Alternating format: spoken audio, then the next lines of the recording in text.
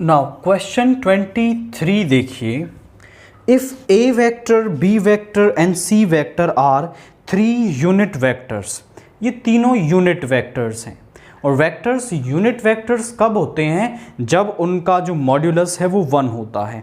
And हमें एक condition दे रखी है कि A vector plus B vector minus C vector जो है वो 0 वेक्टर होगा। Then find the angle between A vector and C vector के बीच में हमें एंगल निकालना है। आप यहाँ समझो कि यहाँ पर जो वेक्टर्स हैं वो ये ए वेक्टर है और ये एक सी वेक्टर है। हम कह रहे हैं कि इनके बीच में जो एंगल है वो थीटा है।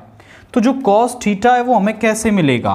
Cos theta is equal to A dot C upon A vector का मॉड्यूलस इनटू सी वेक्टर का मॉड्यूलस हमारे पास होता है।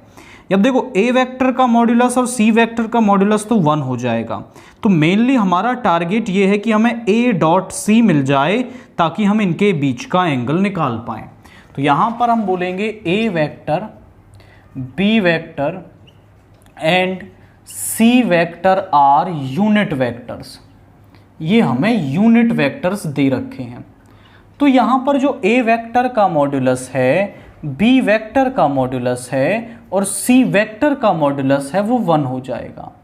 एंड गिवन कंडीशन है हमारे पास A vector plus B vector minus C vector is equal to 0 vector.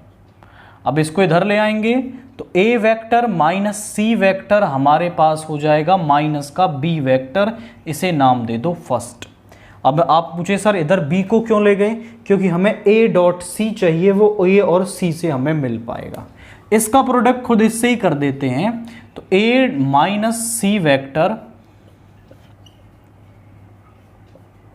यहां पर भी minus B vector dot minus B vector, यहां इसका प्रोडक्ट इससे करेंगे A vector dot A vector minus A vector dot C vector minus C vector dot A vector और minus minus plus C vector dot C vector.